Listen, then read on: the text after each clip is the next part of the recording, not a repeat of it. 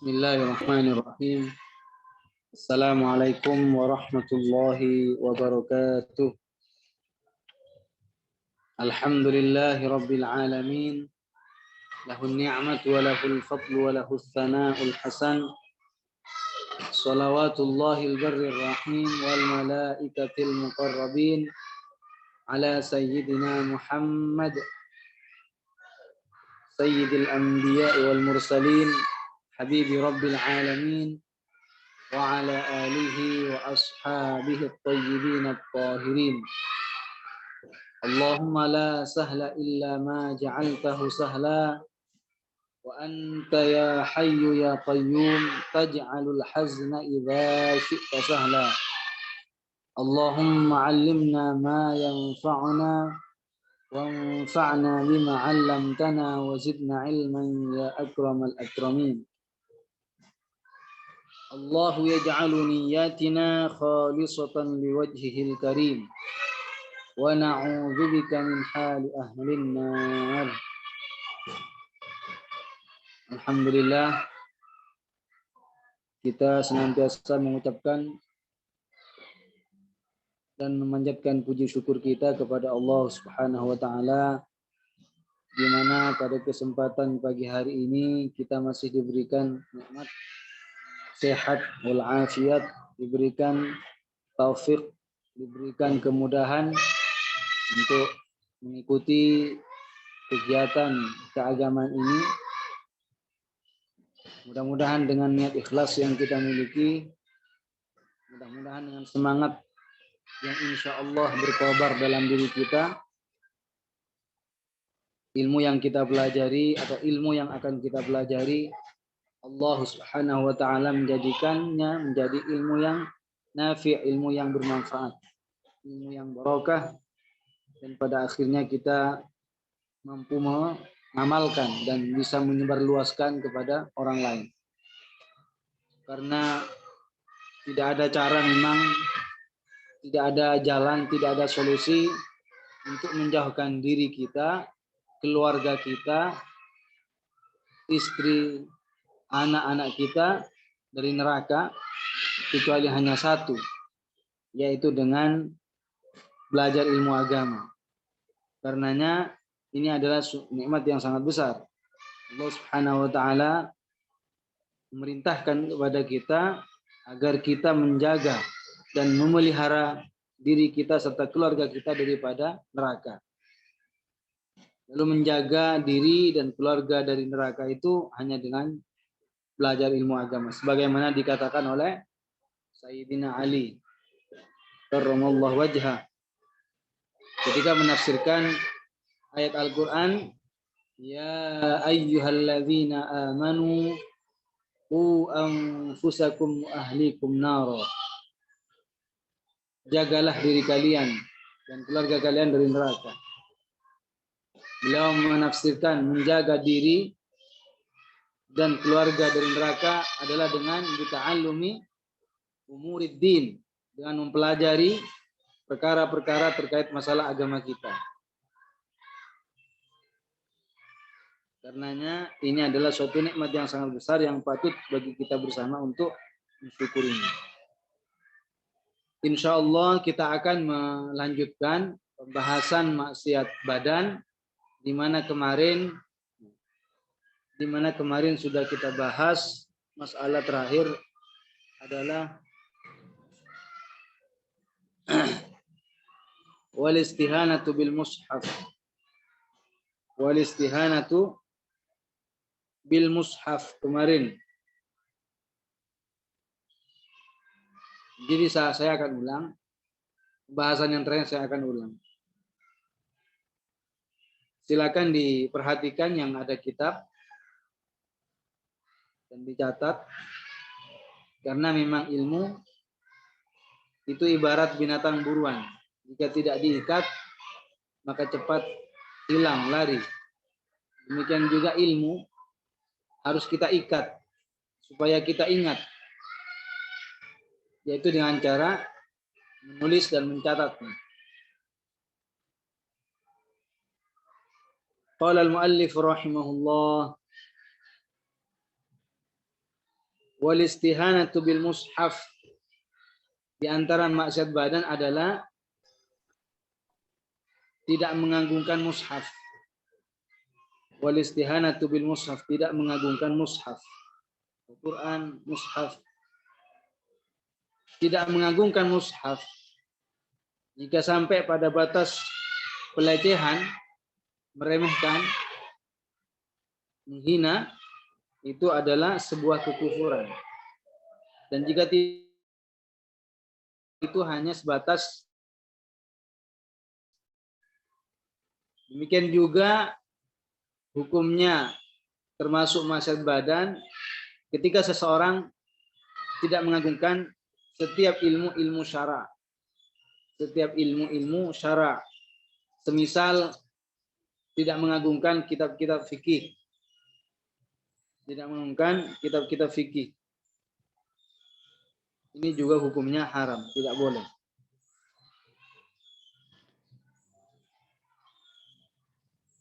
Jadi termasuk maksiat badan adalah tidak mengagungkan mushaf. Apa maksud daripada tidak mengagungkan mushaf? Artinya melakukan sesuatu yang mengesankan bahwa perbuatan itu tidak mengagungkan mushaf, tidak memuliakan mushaf. Begitu juga kalau hal itu dilakukan pada kitab-kitab fikih, kitab-kitab syara, ya, bukan Al-Quran, bukan mushaf, tapi kitab-kitab syara. Demikian juga tidak boleh. Juga tidak boleh kalau seandainya tidak mengagungkan kepada kitab-kitab hadis atau kitab-kitab tafsir. Demikian juga kertas yang berisi di dalamnya ayat-ayat Al-Quran atau ilmu-ilmu syara. Ini adalah hukumnya tidak boleh. Apa maksudnya melakukan sesuatu yang mengesankan tidak mengagungkan terhadap Al-Quran atau mushaf atau kertas-kertas yang berisi ayat-ayat Al-Quran? Seperti menjadikan sebagai bantal. Dijadikan bantal, misalnya. Dijadikan bantal, ini hukumnya haram, maksiat. Dijadikan bantal tanpa ada unsur.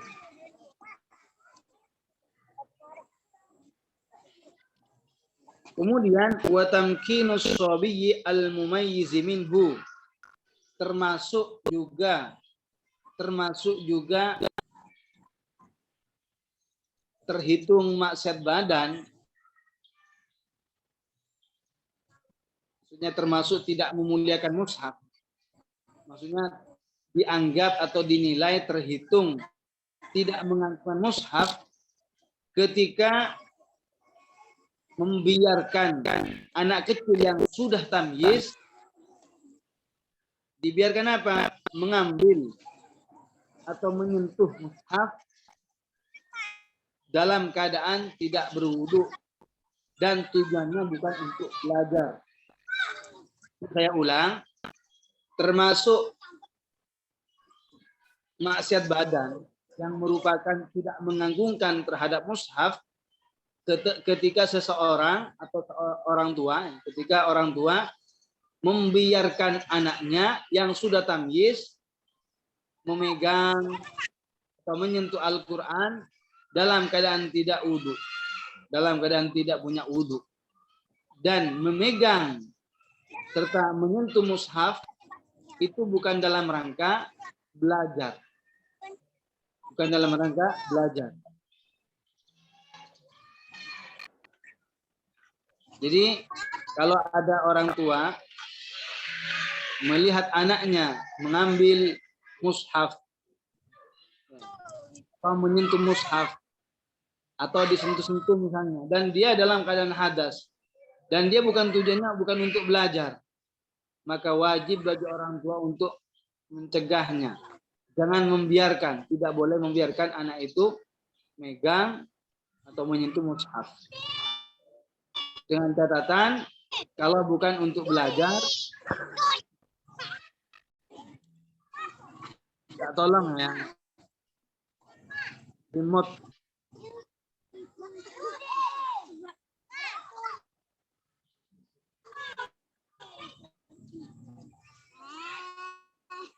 Jadi apa namanya? Orang tua ketika melihat anaknya memegang Al-Quran atau menyentuh mushaf, walaupun dia sudah tamyiz, tapi karena tidak punya udhu dan bukan karena untuk belajar, tidak boleh bagi orang tua untuk membiarkan. Nah, kecuali dia untuk belajar dan sudah tamyiz dan tujuannya untuk belajar, maka ini hukumnya boleh sekalipun menyentuh, memegang tanpa dalam keadaan wudu, tanpa punya wudu. Sebenarnya yang berdosa bukan anak itu kan masih kecil, anak itu kan masih belum mukallaf. Kalau melakukan suatu keburukan tidak dicatat sebagai dosa, tidak dicatat sebagai maksiat. Cuma yang berdosa siapa di sini? Yang membiarkan. Yang membiarkan anak itu memegang atau menyentuh mushaf tanpa punya wudu, dan dia tujuannya bukan untuk belajar.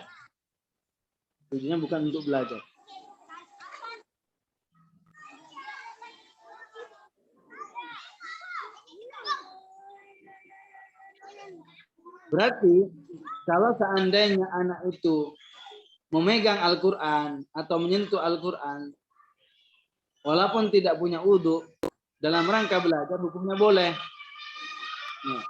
Dalam rangka hukumnya boleh. Kenapa hukumnya boleh?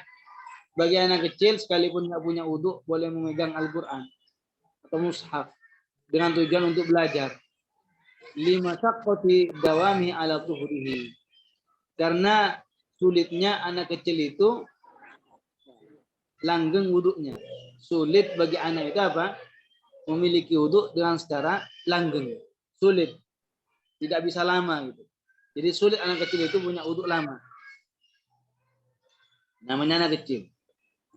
Maka dengan alasan itulah ulama fikih mengatakan boleh sekalipun menyentuh atau membawa mushaf bagi anak kecil yang sudah tamyiz kalau dalam rangka untuk belajar Al-Quran.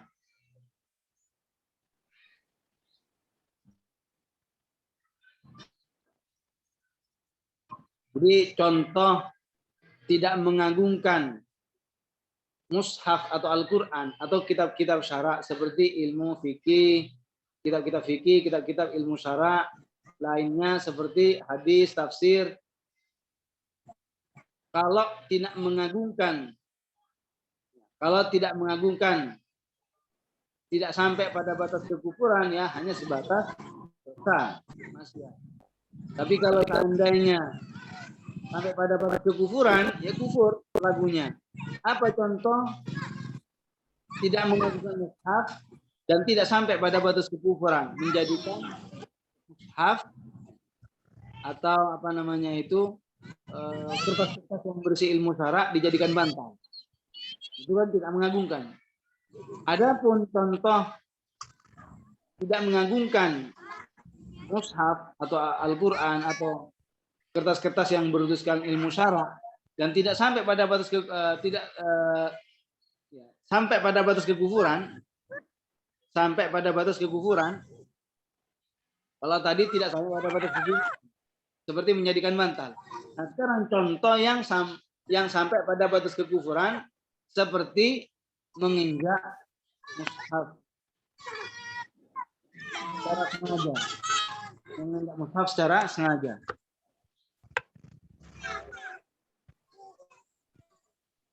Jadi menginjak mushaf secara sengaja ini hukumnya tidak boleh.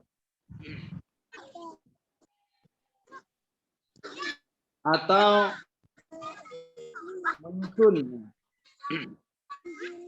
menyusun kitab-kitab dengan menaiki kitab-kitab yang lain.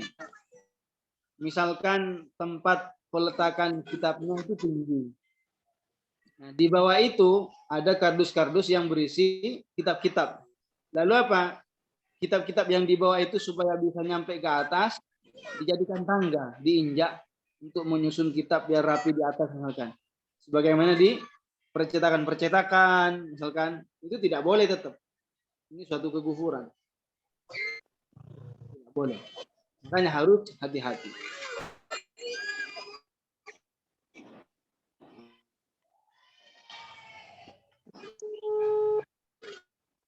Bisa di mute nggak? Mic.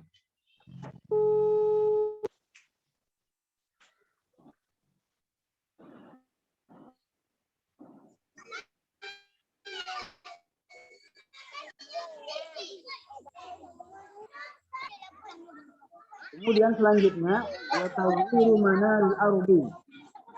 Selanjutnya watawwiru manaril ardi. Termasuk maksiat badan adalah merubah batas tanah.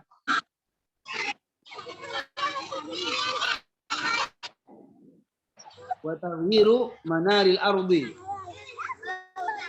Watawwiru manaril ardi. Masuk maksiat badan adalah merubah batas tanah.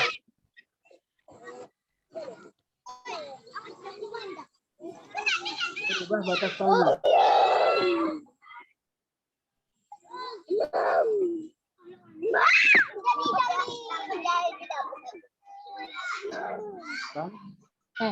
Kalian mainnya di sana, mainnya di sana, mainnya di sana. Mainnya di sana. Tolong remote-nya. Ada.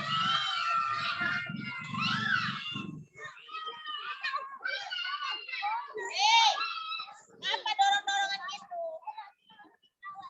Sultan. Suruh bantu Kak Desi. Ngapain? Bikin acara apa Kak Desi? Dia mau ngapakan apa? Sultan. Syukuran gitu.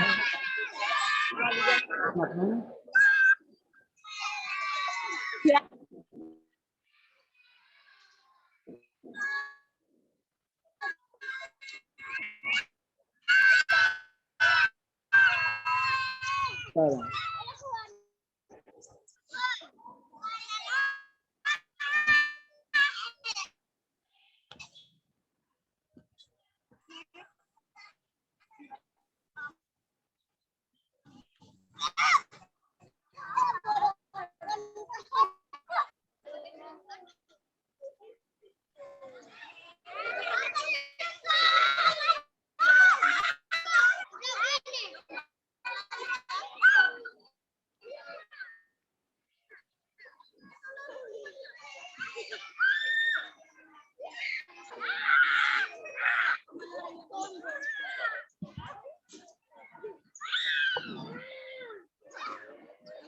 Watawwiru manaril ardi, merubah batas tanah.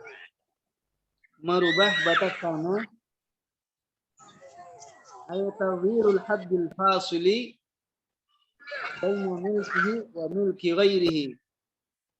Artinya merubah batas yang memisahkan antara tanah miliknya dan milik orang lain. Memori kita loh. Minta tolong. Makan banyak.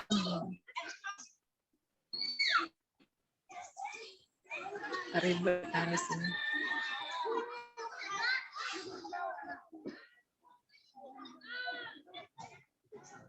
Maaf, Ustaz. Yes.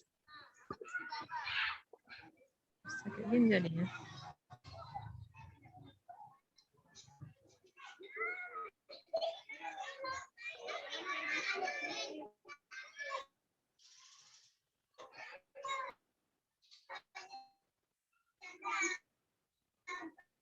Itu termasuk maksiat badan adalah merubah batas tanah. Merubah batas tanah. Artinya merubah batas yang memisahkan antara tanah miliknya, antara tanah yang merupakan miliknya sendiri dan milik tanah orang lain. Dan tanah milik orang lain. Bagaimana maksudnya? Semisal kan memasukkan sebagian dari batas-batas tanah milik orang lain dimasukkan ke batas tanah yang merupakan miliknya. Ini termasuk maksiat badan. Termasuk maksiat badan. Rasulullah Shallallahu Alaihi Wasallam bersabda, "La'anallahu man ghayyara al-ardh, man ghayyara manar al-ardi." Jadi kata Rasulullah, la'anallahu man ghayyara manaral ardi. Allah Subhanahu wa taala melaknat. Allah Subhanahu wa taala melaknat orang yang merubah batas tanah. Orang yang merubah batas tanah Ribet ini. Allah Subhanahu wa taala.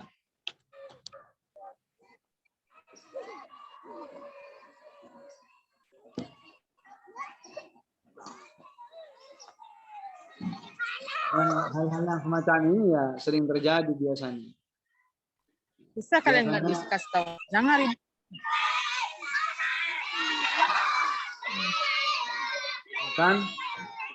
Sultan.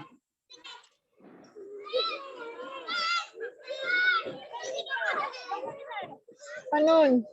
Kamu liang?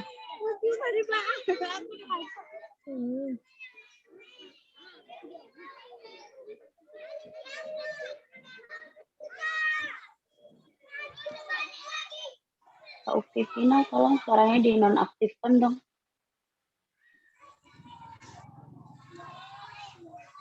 Mati lah.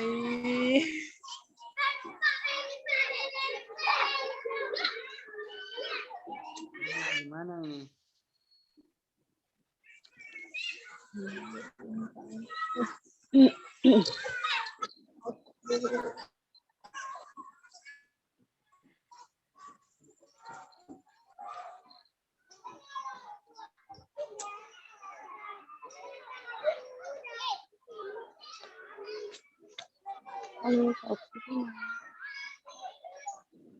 Jadi termasuk maksiat badan adalah merubah batas tanah. Merubah batas tanah. Jadi orang yang memasukkan bagian daripada batas tanah milik orang lain dimasukkan ke batas tanah miliknya,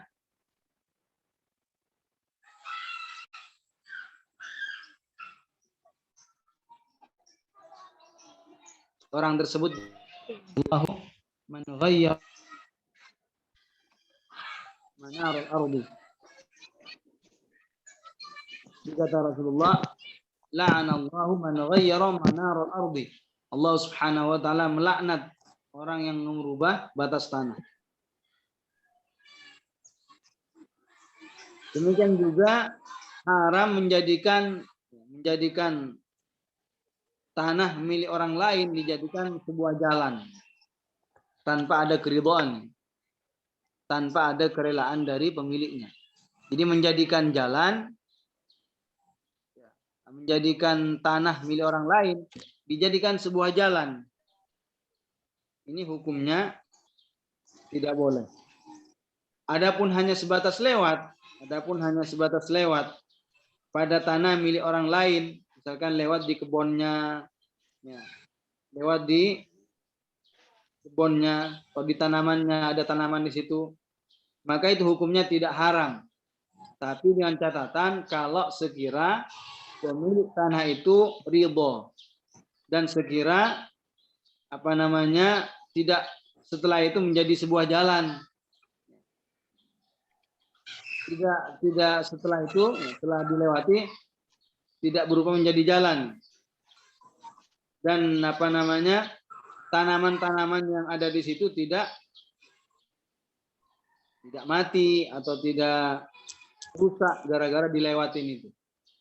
Jadi saya ulang, termasuk haram juga ketika seseorang menjadikan tanah milik orang lain dijadikan sebuah jalan. Tanah milik orang lain dijadikan sebuah jalan. Itu hukumnya haram. Tidak boleh. Tapi kalau hanya sebatas lewat di kebun orang atau di tanah di situ ada tanaman-tanamannya, ya itu hukumnya boleh. Tapi dengan catatan boleh itu kapan?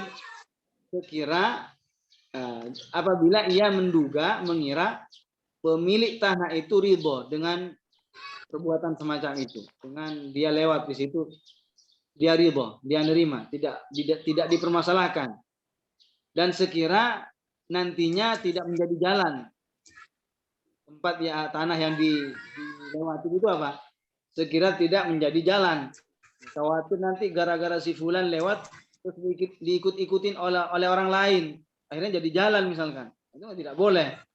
Dan sekira tanaman-tanaman yang ada di situ, ya, kebunnya, pohon-pohon yang ada di situ, pohonnya, tanamannya, itu tidak rusak, tidak bahaya gara-gara dilewati.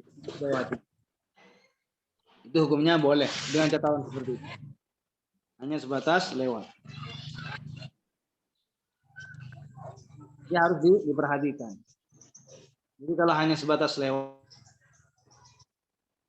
lewat kebun orang lain, lewat. Tapi itu catatannya sekira pemilik tanah itu ridho dan seandainya di situ ada tanaman tidak rusak, ya tidak rusak dan sekira tidak menjadi jalan setelah itu. Kemudian termasuk maksiat badan berikutnya adalah wattasurrufu fi syari'i bima la yajuzu. Termasuk maksiat badan berikutnya adalah melakukan tindakan di jalan umum dengan tindakan yang tidak diperbolehkan, dengan tindakan yang tidak boleh. Jadi termasuk maksiat badan berikutnya adalah at-tasarrufu fi syari', melakukan tindakan di jalan bima la yajuz, dengan tindakan yang tidak diperbolehkan. Jadi termasuk maksiat badan yang terhitung dosa besar. Sebentar.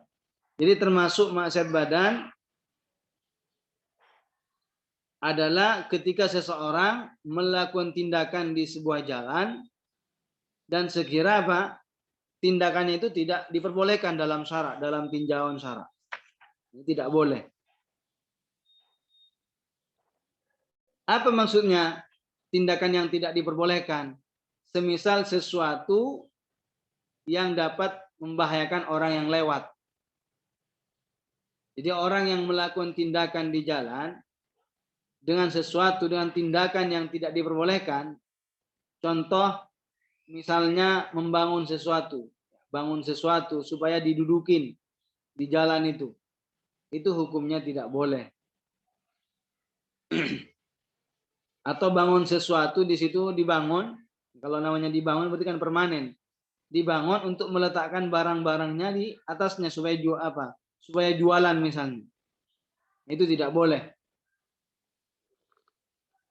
Jadi itu kalau apa? Kalau jalan yang terbuka. Ada jalan terbuka, ada jalan yang tidak terbuka. Di sini maksudnya melakukan tindakan yang tidak diperbolehkan pada jalan yang terbuka. Asyari itu maknanya apa? At-tariqu an-nafil, jalan yang terbuka. Adapun selain jalan yang terbuka, kayak jalan-jalan yang menuju rumah, misalnya buntu, itu lain hukumnya nanti. Hukumnya lain. Ini kita cerita tentang melakukan tindakan pada jalan, di jalan yang sifat jalan itu apa? Umum, terbuka. Seperti itu. Jadi kalau membangun sesuatu, sekira orang yang lewat terganggu, misalkan terganggu, gara-gara membangun di jalan untuk meletakkan barang dagangannya di atasnya misalkan. Nah, itu tidak boleh. Atau untuk duduk di atasnya misalkan, tidak boleh. Tapi kalau hanya sebatas di pinggirnya, ya pinggir-pinggirnya jalan yang terbuka itu hukumnya boleh.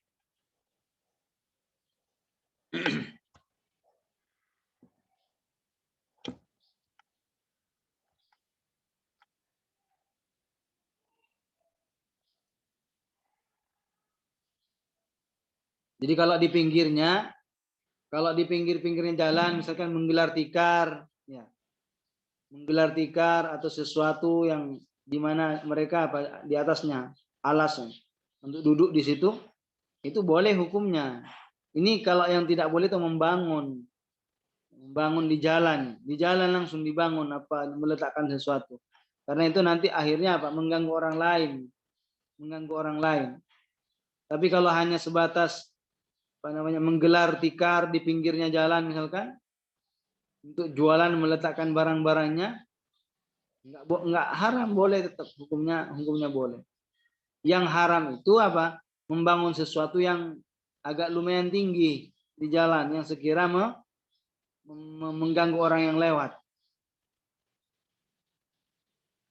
Begitu juga tidak boleh melakukan tindakan pada jalan yang tidak terbuka.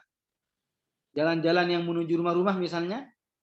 Nah, itu apa? Itu tidak boleh juga melakukan tindakan di jalan yang tidak terbuka.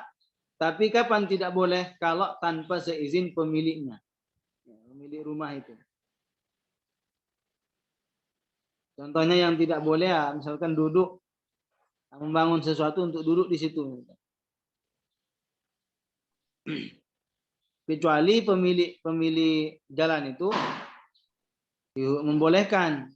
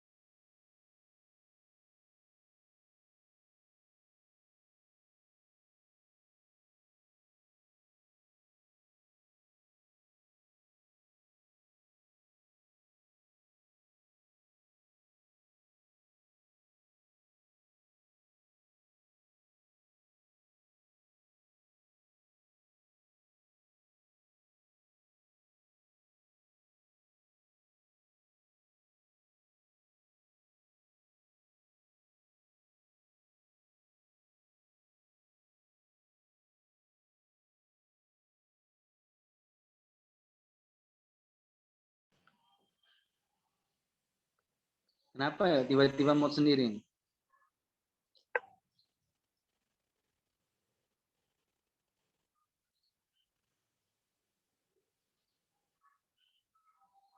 Ya, jadi saya ulang. Jadi melakukan tindakan di jalan yang terbuka. Jalan itu ada dua. Ada jalan terbuka, ada jalan yang tidak terbuka. Jalan yang terbuka ya terbuka. Salah satu dua ujungnya terbuka kemana saja bisa diikutin. Tapi kalau jalan yang tidak terbuka biasanya jalan-jalan kecil, jalan-jalan yang menuju rumah, jalan-jalan yang menuju ke rumah-rumah orang. Yang nanti kalau diikutin buntu gitu, tidak ada lagi jalan. Itu namanya jalan yang tidak terbuka. Nah sekarang kalau melakukan tindakan di jalan umum, di jalan yang terbuka, dengan sesuatu yang dengan tindakan yang sekira membahayakan bagi orang yang lewat.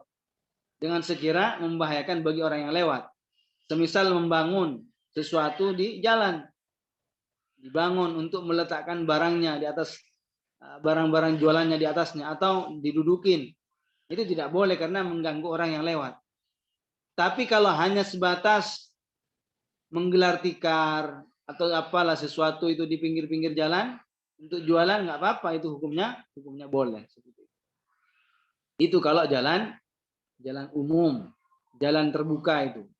Adapun jalan yang menuju rumah itu yang buntu, nah itu boleh di situ juga menggunakan fasilitas di situ, tapi apa, dengan catatan, dengan syarat dapat izin dari pemilik jalan itu.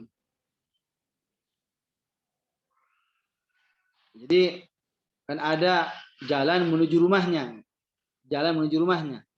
Biasanya depan rumahnya itu kan ada jalan kecil. Nah itu selama diizinkan, maka itu hukumnya boleh. Sebentar ya.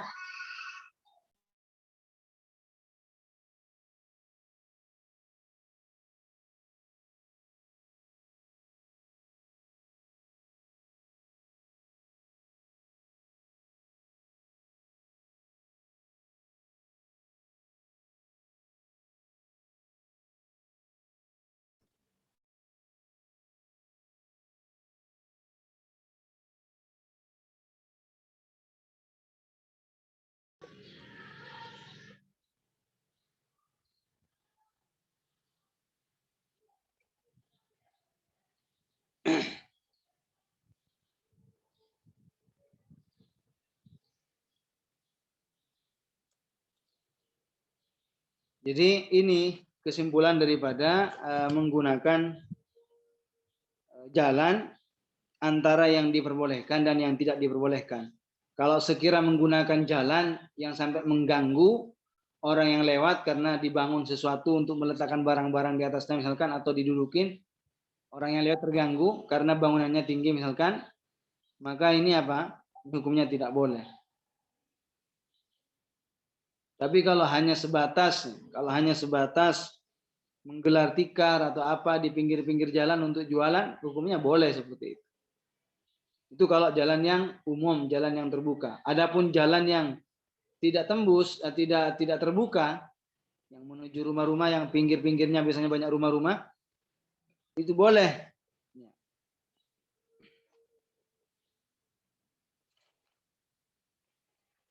Bentar. Itu boleh menggunakan dengan adanya izin. Apabila mendapat izin dari pemiliknya.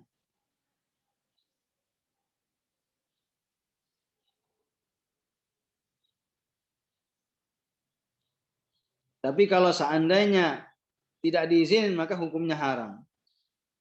Jadi fayahrumut tasarrufu fihi bima lam ya'dzan fihi ahluhu. Maka haram melakukan tindakan pada jalan yang tidak terbuka itu dengan tindakan yang sekira tidak diizin oleh pemiliknya, pemilik rumah-rumah yang ada di situ. Baik.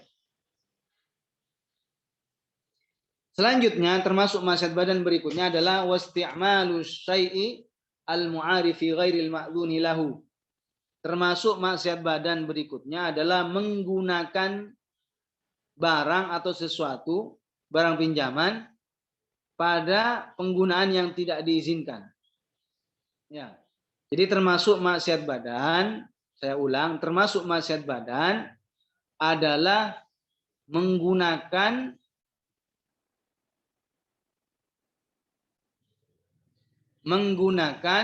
barang pinjaman pada penggunaan yang tidak diizinkan oleh pemilik barang itu.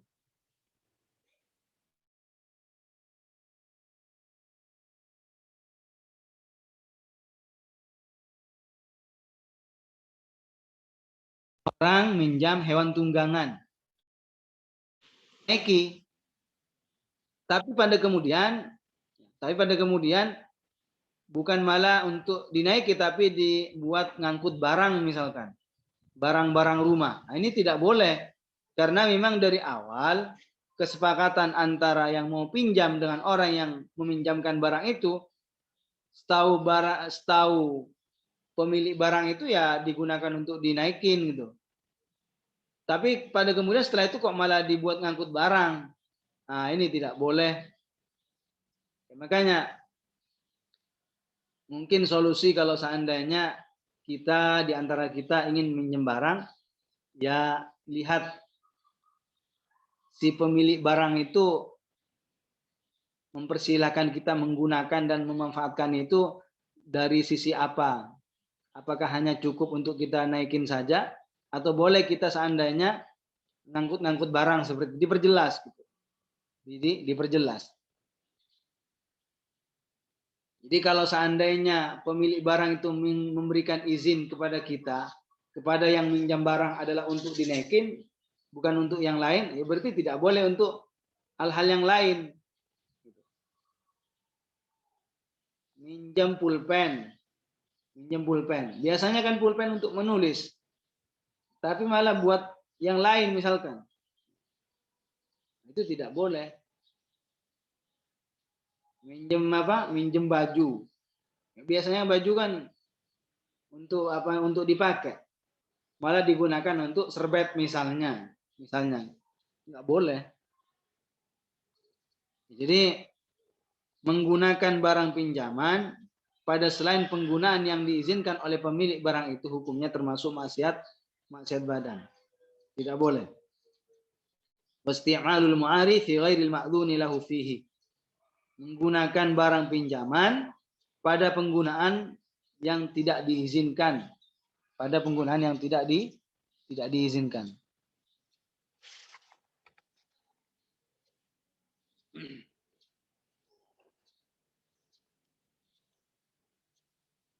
Baik. Aw zada 'alal muddatil ma'dzuni lahu fiha. Atau lebih dari waktu yang telah diizinkan oleh pemilik barang itu. Termasuk juga maksiat badan, menggunakan barang pinjaman itu melebihi batas waktu yang sudah diizinkan, yang sudah diberikan oleh pemilik barang itu. Contoh, ada orang minjam baju selama 1 minggu. Tapi pada kemudian, ini tidak boleh. Dan ini yang sering kadang. Ya, di antara, atau bahkan orang-orang itu minjam barang, nggak dibalik-balikin.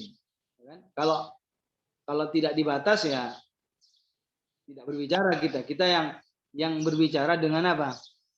Berbicara dengan orang yang meminjamkan barang yang sudah ditentukan waktunya. Kalau orang yang meminjamkan barang terus tidak ditentukan waktunya, berarti kan memang sampai kapan saja boleh berarti kan? Karena tidak dibatas. Karena meminjamkan barang itu ada dua kemungkinan. Dibatas waktunya sampai kapan minjam barang itu, dan kadang-kala tidak dibatas berarti sampai kapan. Nah, sekarang kita berbicara meminjamkan barang ya dengan waktu yang sudah disepakati, berapa hari, berapa minggu, berapa bulan, berapa tahun misalnya. Minjam barang orang lain selama 7 minggu, berarti tidak boleh. Berarti tidak boleh melebihi daripada 7 minggu dalam penggunaan barang tersebut. Jadi termasuk maksiat badan. Termasuk maksiat badan adalah menggunakan barang pinjaman setelah melewati batas waktu yang sudah diizinkan. Seperti ada orang minjam baju selama 1 minggu, minjam baju kepada orang lain selama 1 minggu, tapi pada kemudian dipakai selama 2 minggu. Nah, ini tidak boleh. Au a'arahu li ghairihi.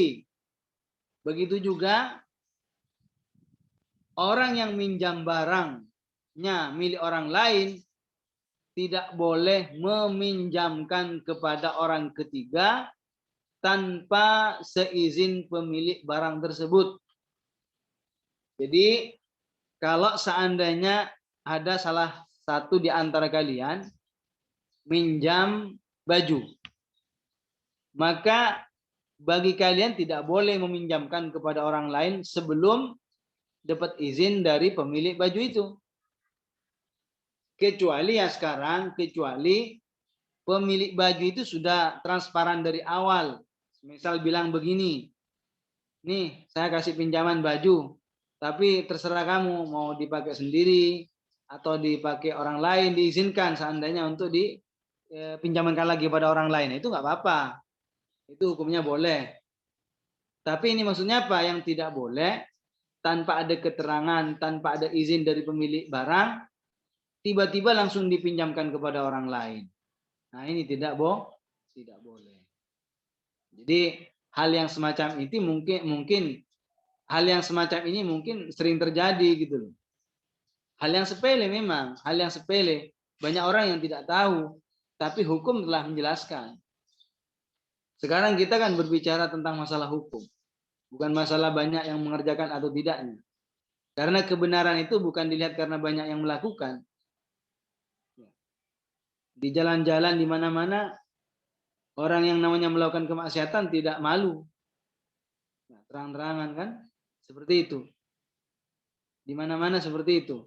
Tapi apakah karena banyak yang melakukan itu akan menjadi suatu kebenaran? Kan tidak. Nah, demikian juga masalah orang minjam barang, tapi kebanyakan pada akhirnya apa? Dipinjamkan lagi kepada orang ketiga atau orang keempat. Itu tidak boleh, kecuali dapat izin daripada pemilik barang tersebut. Jadi termasuk maksiat badan adalah menggunakan sesuatu yang statusnya itu adalah pinjaman, bukan miliknya, ya. Menggunakan pada penggunaan yang tidak diizinkan. Begitu juga menggunakan barang pinjaman melebihi batas waktu yang sudah diizinkan. Jadi kalau minjam barang selama 1 tahun, nggak boleh setelah 1 tahun digunakan. Tidak boleh.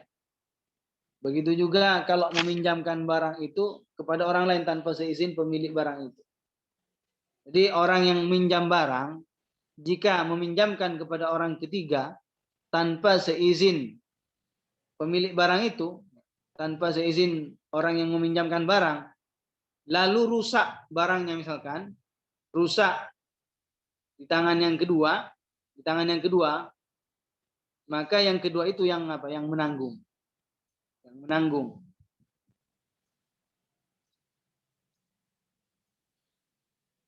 Dan seandainya meminjamkan barang itu kepada orang lain tanpa seizin pemilik barang itu, dia yang menanggung. Jadi tangan kedua.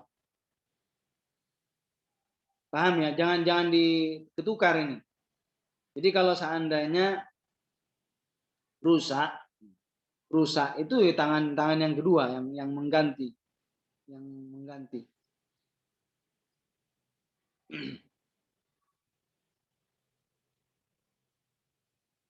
Dan seandainya jadi dipinjamkan tanpa seizin pemilik barang, tanpa seizin orang yang meminjamkan barang, maka dia yang akan menanggung resikonya, yang mengganti kalau seandainya rusak, ada apa-apa. Jadi tidak boleh sembarangan meminjamkan barang pinjaman kepada orang lain.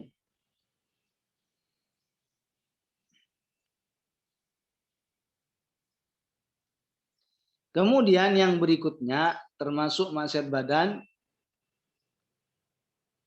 adalah watahjirul mubahi. Maknanya adalah membatasi atau memonopoli barang yang merupakan milik umum. Ya. Membatasi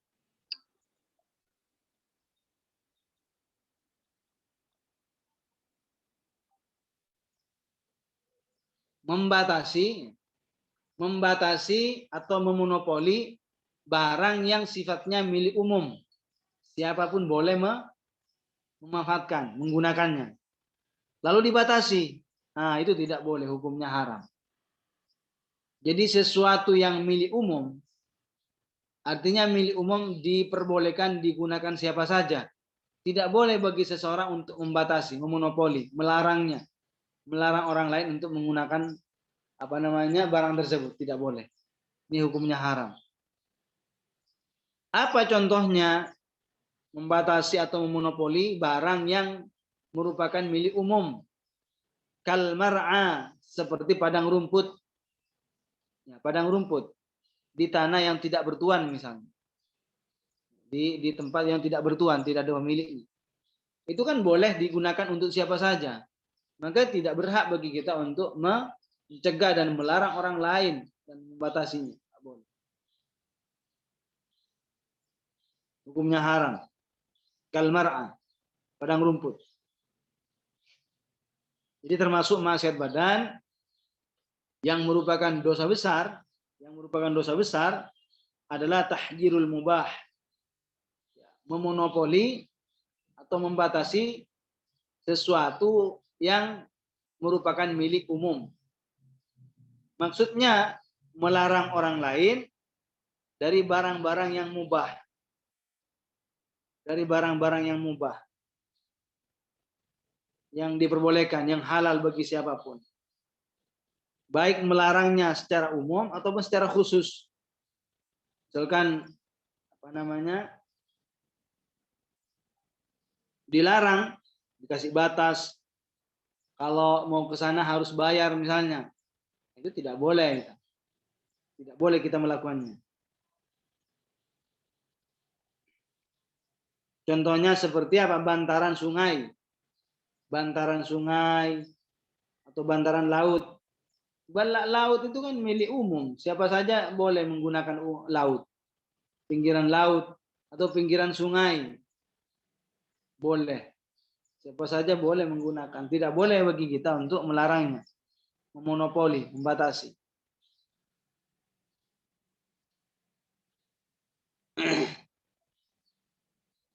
Dan juga seperti padang rumput di tanah yang tidak bertuan.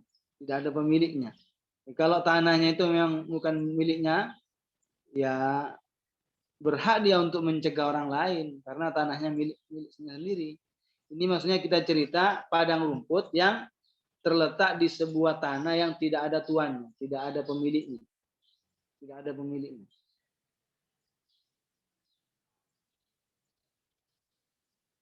Begitu juga walihtitab minal mawad, membatasi, mencegah atau melarang orang lain dari mengambil kayu bakar dari tanah yang tidak bertuan misalnya. Ambil kayu, al-ihtitab, mengambil kayu. Mengambil kayu ke sebuah tanah yang tidak bertuan. Kita tidak berhak untuk melarangnya. Kita tidak boleh mencegahnya. Jadi tanah yang tidak bertuan, tanah yang belum ada pemiliknya, kayu-kayunya yang ada di situ itu milik umum, siapa saja boleh mengambilnya. Tidak boleh setelah itu ada orang melarangnya, melarang orang lain untuk datang dan mengambil kayu yang di situ. Tidak boleh. Jadi harus hukumnya memang seperti itu.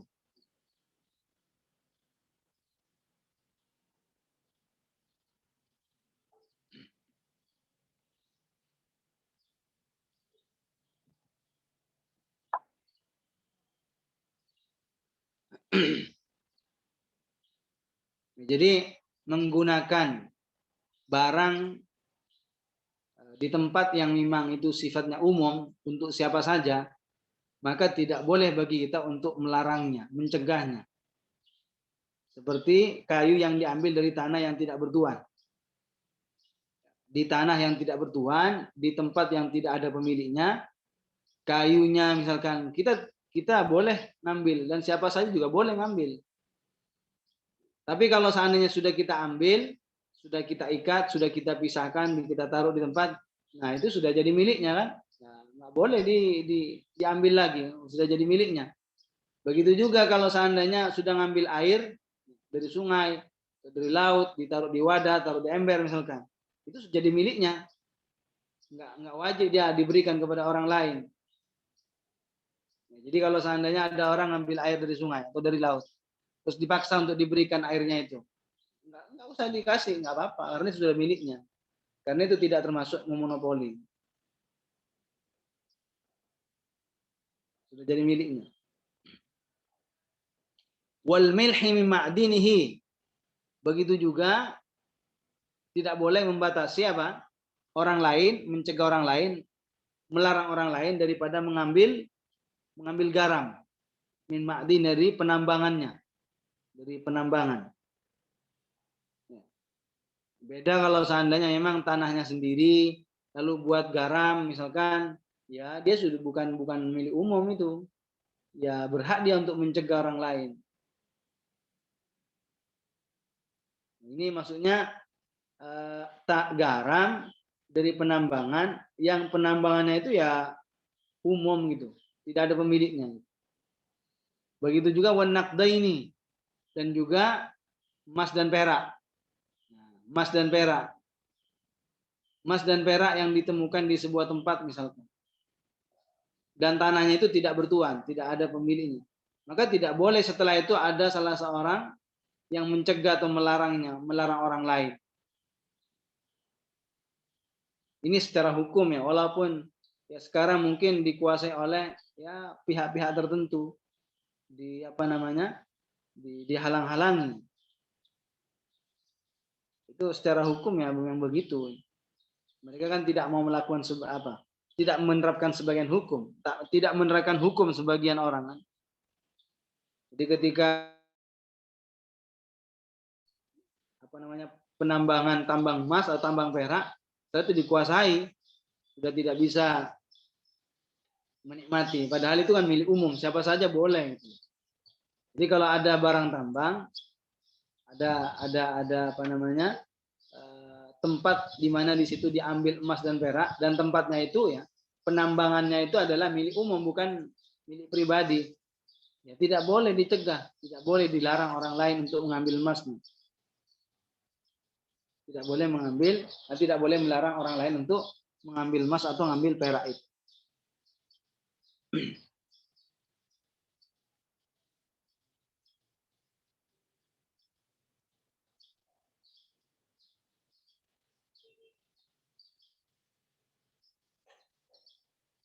Begitu juga tempat-tempat yang umum.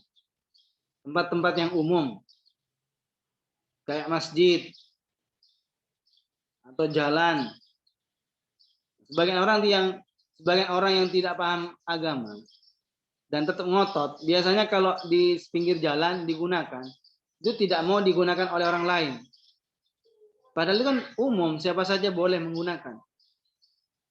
Seakan-akan pinggir jalan itu dijadikan miliknya. Padahal nggak seperti itu. Jadi kalau pinggir-pinggir jalan itu kan sudah umum itu. Syawari. Jalan itu kan siapa saja boleh menggunakan jalan. Lewat di situ kan boleh. Nggak boleh setelah itu apa? Setelah itu dikhususkan kepada dirinya sendiri misalkan. Atau masjid. Ya masjid kan boleh siapa saja mau sholat di masjid. Siapa saja yang mau duduk di situ, siapa saja boleh. Di bagian mana? Di tengah, di pinggir, di mana saja boleh duduk. Nah, setelah itu nggak boleh dijadikan tempatnya seterusnya itu. Seakan-akan miliknya. Di bagian pojok misalkan, di bagian pojok terus. Itu namanya membatasi kan. Milik umum, itu sholat di sebuah, nggak mau dia sholat di tempat lain. Masjid itu kan milik umum. Siapa? Makanya kalau emang hukumnya tidak, bukan seperti sebagian orang. Di masjid, jalan itu fasilitas umum. Siapa saja boleh menggunakannya.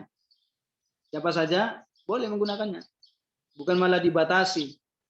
Pokoknya di situ punya saya, di situ harus saya nempati seterusnya. Nggak seperti itu. Karena fasilitas umum siapa saja boleh menggunakan.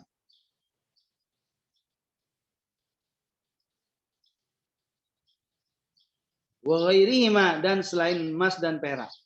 Wa ghairihima, dan selain emas dan perak.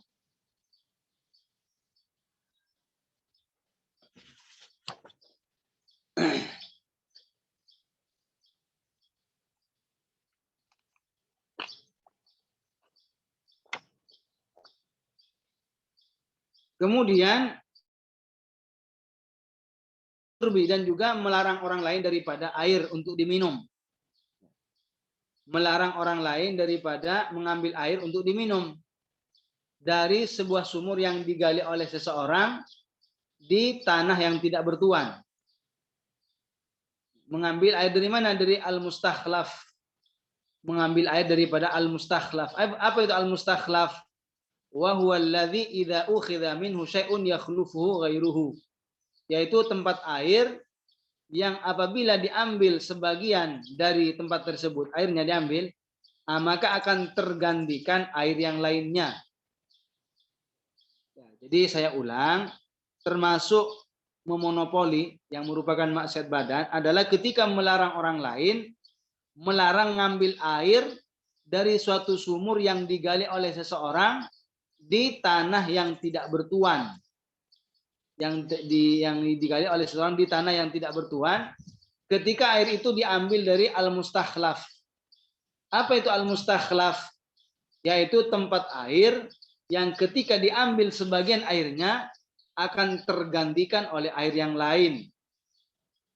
Tidak boleh kita mencegahnya. Tidak boleh melarangnya.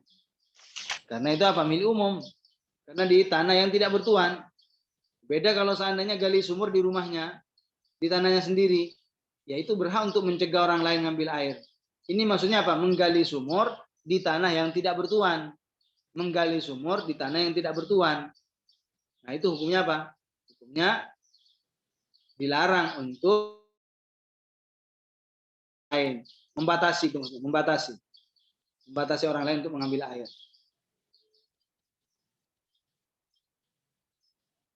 Dan ini yang tidak boleh membatasi apa? Yang belum diambil. Tapi kalau seandainya airnya sudah diambil, sudah diwadahin ke sesuatu. Jadi air yang sudah menjadi miliknya, misalkan ngambil air dari sungai atau ngambil air dari laut, ditaruh di sebuah wadah, maka tidak wajib diberikan kepada orang lain. Karena itu sudah jadi miliknya. Sudah jadi miliknya.